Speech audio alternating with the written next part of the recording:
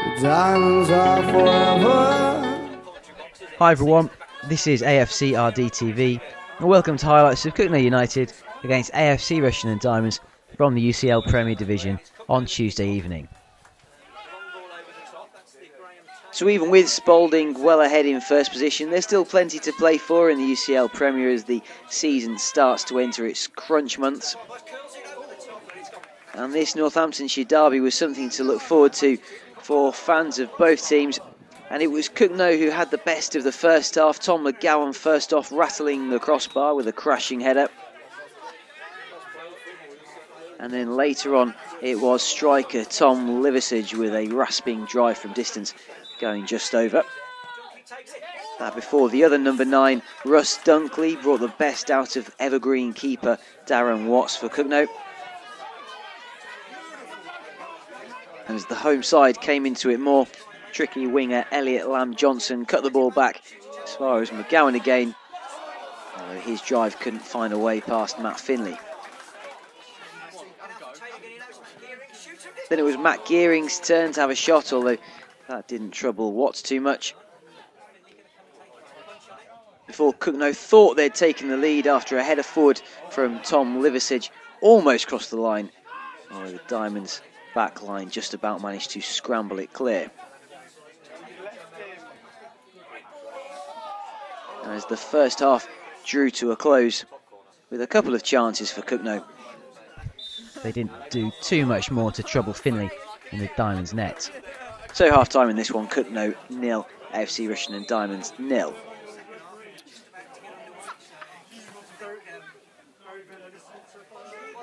So having soaked up plenty of home side pressure in the first period, Diamonds would come into it more as the second half unfurled there. Aaron Parkinson not quite able to get the ball down to unleash a shot on goal. And then a neat ball forward from left back Sam Brown into the path of Aaron King, although he couldn't quite release his shot. And then Greg Ling had this spectacular effort on the turn, but again Watts was there. Before Faisal Korea found himself in just a smidge of space and managed to get a shot off, although it went high and wide. Then Aaron Parkinson had another header on goal, although it's that man Darren Watts to thwart the Diamond skipper. Before Russ Dunkley had an effort again palmed away by Watts. And perhaps Cogenhoe's best opportunity of the second half came to Lamb-Johnson, but again he couldn't find a way past Brown.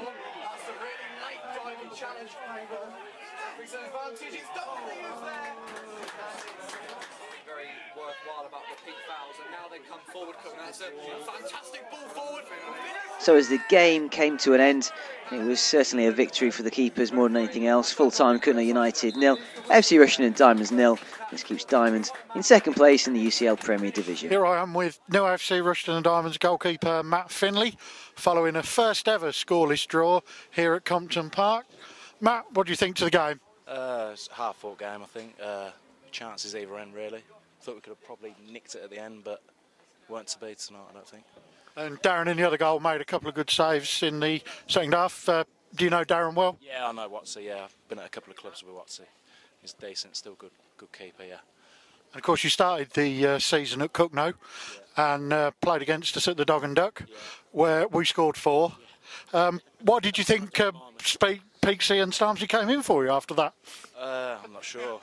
I don't know. You'll have to watch the video of that. But no, I'm not sure. I've known Peaksy for a little while, and I know a few of the lads in the dressing room, and it's just come about. I just thought it'd be a good move for me.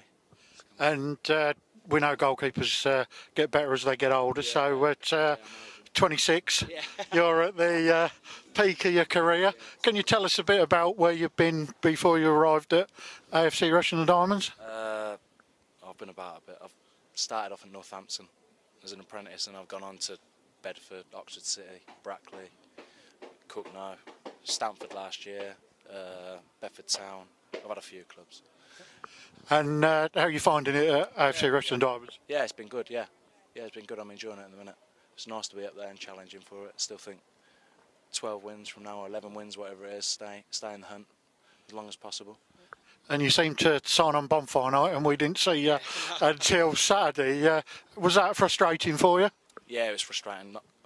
Would have been not well. Funny enough, the game would have been against Cogenhoe, the first game, but which would have been a bit awkward. But it would have been nice to get going a bit earlier. But I suppose now is a good time as any. If you'd have been selected. Yeah, if selected, yeah. Definitely. Okay, well, brilliant. It's great to talk to you, Matt. Thanks for coming out, and hope to see you again. Thank you very much. Cheers. Cheers. Here I am with first team manager Mark Starmer. Mark, your thoughts on the game, please? It was tough, as we knew it would be. Have we played particularly well? No. Have we worked hard? Yeah, we worked hard. We battled hard. Didn't have a lot of quality tonight, and yet we've had a couple of chances near the end to nick it over the 90 minutes. Happy to come away with a point, if I'm honest. Top three side, you come away from home and you get a point. And so there's positives there. Clean sheet. I thought Matt saved us in the first half with a great save. Was there any outstanding performances? No, there probably wasn't. Back five collectively were good and solid and did their jobs. Going forward, we lacked a little bit tonight with the final ball and the quality on it. So over the 90 minutes, a little bit disappointed with the way we played, having played so well Saturday. But we've come away from home against a good side and got a point. So we've got to be happy with that. And it seemed to be that they shaded a bit in the first half, but we took the second half. So all in all, draw a fair result. Yeah, I think so. Oh, they certainly shaded it the first half. You know, we found it very difficult to get out of our half, and you know, we battled hard, worked hard, without using the ball particularly well. Second half, they started well again, and I couldn't quite understand why they were having a good first 10 minutes of the second half. But then we got to grips with the game, started getting forward and moving the ball how we can. But it was a tough game, you know, it was a physical game, and you know, we kept our composure and kept trying to play. And it never came off us today, but the boys have worked hard, so you can't criticise that. And like I say, we got a point away from home with a clean sheet, so you've got to be reasonably happy. And we saw Bunce come on fairly early into the game, replacing Shan. Is Shan going to be all right for Saturday? I don't know yet. It's early. I don't know about Joe either.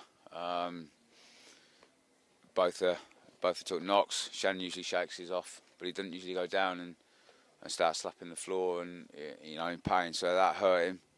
So we'll see on that one.